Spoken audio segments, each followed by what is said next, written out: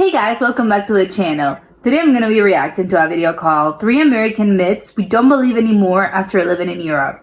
So I don't know what kind of things we're going to be getting, because I think maybe it's going to be like American, like people that in the United States, like stuff that they believe, like, oh, how life in Europe is. And obviously after you move, you're like, no, that's not really the case. Although sometimes you're like, well, it's a myth because, you know, it has some basis on something true. I don't know, but I'm excited to find out. So let's check it out and comment, like, and subscribe.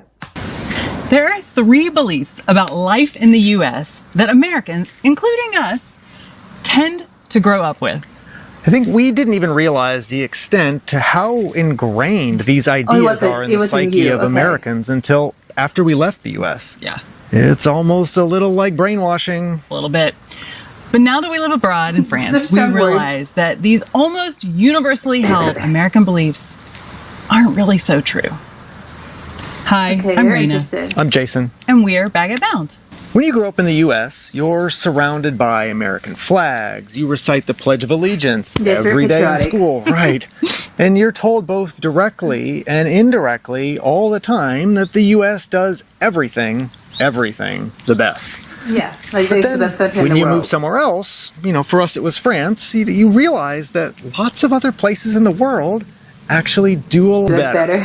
Yeah, it sounds what is that? So ridiculous and egotistical, I know, but when you grow up in a country as big and as isolated from other countries as the US is, you just really genuinely don't know and haven't seen anything different. Yeah. Then when you do see I do have to say that's something that not all Americans have, but most of, I think probably the aesthetics will show you that most people have, and most Americans have not even left the US. And it's kind of like a sad situation. I think for them, it's probably, they don't really see it as something bad. But I think once you've lived, and if you have the opportunity to like live in a lot of places or just visit other places in the world and other countries, you feel, you know, and it's like, wow, that's very sad for them. It's like, I'm sorry, but it is a sad situation. Those other places, and you realize like, whoa, there's places where people have like universal high quality healthcare and affordable education, and it's statistically much safer than the US. Like, it really just shocks your American brain. Yeah. There's also this like weird, pervasive belief that because the US is the greatest country on earth, if they haven't figured it out, no one has. Yeah. This can include some really basic things, even like basic water sanitation. Yep. We had friends and family that came and visited us here in France recently, and they had to ask if they could drink the water. Oh, the tap water. They actually brought with them a whole set of advanced water purification equipment. And they were brushing their teeth with bottled water at first before we could talk to them and assure them the tap water is perfectly safe. I'm sorry, going to the lengths of like brushing your teeth with like water that you bring in the bottled water, that seems an insane thing. And honestly, like, if you're not just that, but if you're visiting a country, it's like, I'll figure things out. Like, people here must drink clean water and must use clean water. Why would I bring something out of like in my suitcase unless I'm traveling to a very specific place, or I don't know, I'm in the middle of the jungle, I'm going camping? Like, why would you do that? It's like, I'm guessing people there have figured it out. I'll just ask them, like, what do you do for water? That seems crazy to me. I'm sorry. France is another advanced country. Yeah. Yeah. And we thought this was actually even more funny because Evian water from Evian, France sells in the US for like $5 a bottle. And so when you're in the US, you can drink French water, but not when you're in France. I don't know. Struck us as a little funny. Yeah. Oh, yeah, because it's like a very specific water. People have tap water there. Another commonly held American truism is that Americans are somehow just more free than people in other democracies. Freer? You know, even our national anthem, which we sing all the time, it includes the line, the land of the free, the home of the brave. But what does that land of the free actually mean? Right. What liberties exactly do people have in the U.S. that they don't have in so many other places around the world? That's really good. Not long ago, we heard someone describe the difference in how Europeans and Americans view freedom. And it really struck home. It really captured the spirit of, I think, what we've observed here. You know, I think that Americans want the freedom to carry a gun, to do what do they want things. when they Yeah. want, to practice their religion openly, to choose how to spend all their money. Yeah, and the contrast to that was the idea that Europeans are looking more, they see freedoms from. So freedom from the threat of violence, freedom from dying, lack of due to health care, freedom from having a religion imposed on them, freedom from pollution and toxins in their environment and food. So That's very I don't know, interesting. We were talking about this concept of what American freedom They're is. different concepts, actually, for both of them. Feels like it's become really extreme in the last few years. Yeah. Meaning in the US now, like certain groups expect their own personal freedoms to trump everything else, no matter Yeah. the cost to society or their fellow Americans. Yeah. Yeah, and as an American, the intensity of this individualism, I think it can It's color how you individualistic, view the that's the point. policies of the other countries out there. Definitely. You know, because you don't always realize or have the context to realize that these policies, they might mean different forms of freedom and still make for a more stable, fair, open, and enjoyable society. Yeah. So, I mean, lastly, the thing that has changed that we see differently now is quality of life and how we define it. In the U.S., They're different things for when both we of lived them as there well. versus now in France and Europe. When I was a kid in the U.S., my definition of like what quality of life or growing up and being able to have a good life was, it kind of revolved around how much money I could make when I grew Yeah. up. How much money do you That have? sounds embarrassingly materialistic. And it kind of is. But I It mean, is. the honest thing is to be able to buy more, bigger, nicer, better things. Better It's things. just like a big focus of American culture. You see it on TV. That you have to and be better. You have movies to- and yeah, everything advertisements. has to be better. I mean, that soaks in even when you're a kid. The house you can buy, the car you can drive, And the when you size put of the more TV money, you you'll have a better car. You'll have if a you bigger buy your house. clothes or your candles from like certain shops, that all kind of paints a picture and defines if you have a good quality of life in U.S. culture. Yeah, I It's think, very and maybe in money-based, other it's true. words, being visibly wealthy is just a stand-in for quality It's of life success. in the U.S. So I think American people will sometimes say that the quality of life is lower in Europe. And why? Because That's that's the what you same can thing see. to You know, say. Europeans tend to make less money, have lower incomes. They live in smaller houses. They have fewer cars. They have tiny refrigerators. There's often no clothes dryers. What kind of place is this? See this video. But we've come to understand that Europeans tend to have, I think they tend to be wealthier than Americans in two really distinct ways that might be hard to see from the outside, but maybe probably define quality of life better than They a have simple different GDP definitions. number Yeah. or the number of seats in your SUV might capture. I think Europeans tend to have both more time and more peace of mind. Yeah. I mean, that's priceless I'm to not me. saying in any way that the French or Europeans in general they don't have worries or No, they're no, like absolutely sitting around not. eating bonbons or they never want to buy some, Air Jordans or an American sized fridge. Yeah. None of that.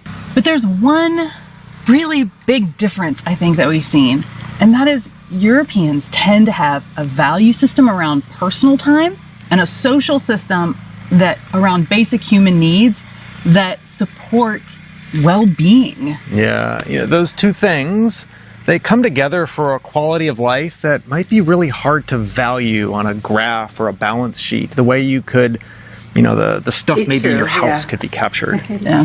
You can measure What does those two things look like in France? There's just a deep respect for your free time to be able to spend with family and to do things for pleasure or maybe just that you intellectual enjoy. interest. Yeah. This might mean that businesses are open for fewer hours, that work weeks are a little shorter, That and means workers actually crazy generally as get well. 5 weeks of vacation per year. And this all adds up to like more time for meals with family, more, access to high quality food. These are all things that are seen as essential parts of life. Yeah. I'm also not up at night worrying about how am I going to pay and buy my insulin? How am I going to pay for my daughter's education going forward? So, I mean, again, it's not that life is easy, but there's No. a sense of ease and safety that I feel here in France it's safety. that was just missing in the US. And I mean, this peace of mind feels worth way more than that overpriced Pottery Barn comforter ever did in the U.S. Yeah, wealth as the U.S. glamorizes it with more, and flashier stuff. More doesn't mean better. It just doesn't look the same to me now. And overcoming the idea that no one anywhere does anything better than the U.S., that Americans are somehow freer, or that America is the only place to find a high quality of life. It's a myth. These are all just myths that living abroad has kind of dismantled for us. Opens your eyes. So, if you're hesitating to make the jump to live abroad, but it's your dream, don't let these internal beliefs that we as Americans kind of all get brainwashed into our whole lives. Don't let that stop you, because you know what? You're American. You're very optimistic. You can do anything. And sometimes that means moving. Thanks for watching. A biento.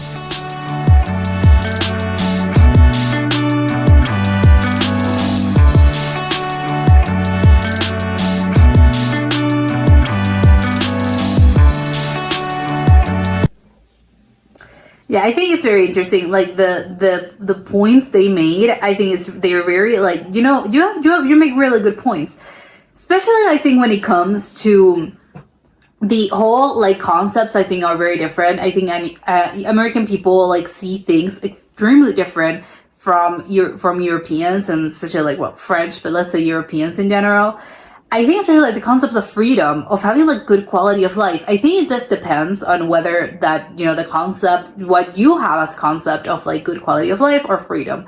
I think it's very important what they said about in the US, people view freedom as in a freedom to, carry guns, carry whatever.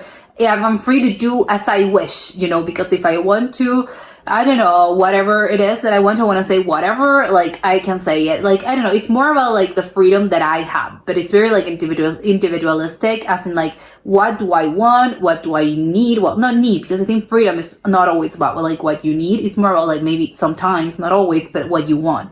So they do feel that I think you take away certain things, or you restrict certain things, then it's no, but it's my right, it's my constitutional right, because the Constitution says so, and we are free, and that's, we were liberated because of that. We want to be free to do as we please. And I think the European concept, I think, is quite different, because they value freedom is not seen as in oh, you're taking away, if something's forbidden, maybe they're not seeing it as you're taking away my right, and it's my constitutional right to do so and do as I please. I think there's more of almost the freedom just means different things, but also I think it's more, and maybe it's going to be a little cliche, but I do think that it's more about, when they say about my freedom ends where your rights begin, I'm not going to do anything that harms other people. And if that's gonna be, if that means restricting certain things, then it's well, I guess, because what I do can be very harmful to society or to other people. And I think it's more an easier pill to swallow for Europeans than for Americans. I do think that they see it completely different, and you can really do see it again, and ask not all of them, but I think a lot of people do kind of feel that way. And it's kind of interesting, because I think that really trickles down into a lot of things. Especially, for instance, the money situation. It's yes, in the US, I think you really grew up, even since you're a kid, it's installed, even the college system. It's a very competitive system, and the fact that you're just those when you're a teen, you have to that's your focus, and even it starts earlier than that. When you're 11, 12, you have to do well at school, because what university you get into, what college you get into, it's gonna affect your whole life. And you have to really have to work on it. The whole concept of college in the United States, it's an insane concept for anyone that's not in that system, and that's not in the US. And it's if you don't get into the college that you want to, or I don't know, I didn't go, well, Ivy League is more I don't think that, no, maybe not everyone can aspire to that, but even that, it's crazy, because even when you don't get in, it's my life is ruined. I'm not gonna be able, because you have the whole life planned of I want to go to this college, I want to go to law school, and in order to like earn a lot of money. And then I'm gonna, because having a lot of money is gonna allow me to buy like a huge house and a bigger car and a big SUV. So if I don't do that, all my plans are derailed, my life is over, it's finished. And it's like, you're 18, like calm down. It's an insane concept. And the whole thing about like, for me, that they sort of like, they view the concept of like being successful equals to having a lot of money. And because having a lot of money is going to allow you to have like a huge house. And in Europe, that's really not the case at all. It's like, you don't need, it's maybe like it's not that flashy. Like you don't need to, they have like an insane car. They have the biggest house in the neighborhood. I don't think those are like important concepts to Europeans. I'm not saying that, that kind of people exist in Europe, because yes, absolutely. But I think the sort of like the median and the average European person, it's not gonna be like, oh, I need the biggest SUV that my money can buy. It's like, no, you want a nice car and that's it. But you're not thinking bigger means better, which I think for Americans, that's kind of the case. Bigger means more, bigger means more money, bigger means successful.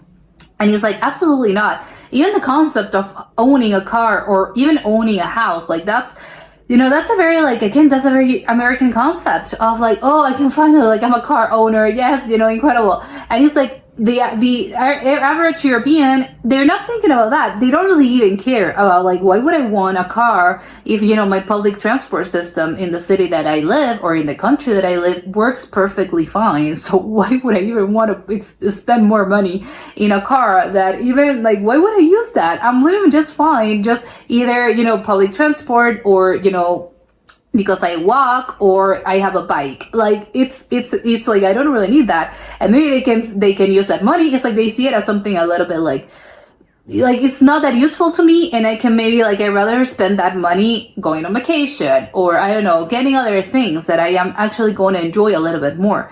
And that concept is completely foreign to Americans and people from the United States, because they're like, oh my God, what do you mean you don't have a car? It's like, well, yes, I live in a walkable city, or I live in a city that has a good public transport. And that concept at the same time is completely foreign to Americans, unless they live in like a place like, I don't know, even, New York or even Chicago. But even then, like the public transport system, like you have the subway, which yes, is good, but like it's not at the level of Europe. Like let's just, it's I don't think anyone would say like, oh no, you're wrong. No, it is not at the level. And you have like this incredible public transportation system that connects you to so many cities, to so many different other counties, other cities. So they don't really have counties in Europe, but they connect you to other cities. In the United States, that's completely like, no, that doesn't happen.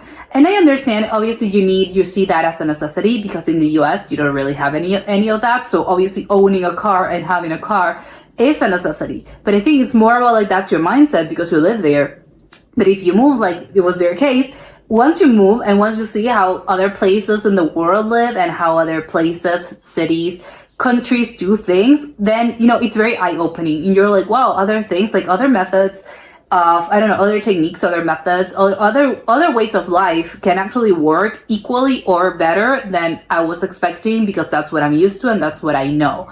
And I think that's what I was saying. Like it is kind of a sad concept that a lot of American people do not really get, because the median American doesn't really leave the United States. They don't even own a passport, and they don't really get the chance of opening their eyes to other places of the world and see like, oh, it doesn't have to be like that. It's sort of like the whole thing of like the paradigm of everything has to be done in the American way because that's the best way. It's like, no, absolutely not. Other places, again, like they said, they do it that better. But better or not, well, that's, I think, can be another story. Maybe, for certain people, the way they do it in the United States is going to be the best because it works for them. It works for their personality. It works for, I don't know, their aspirations in life.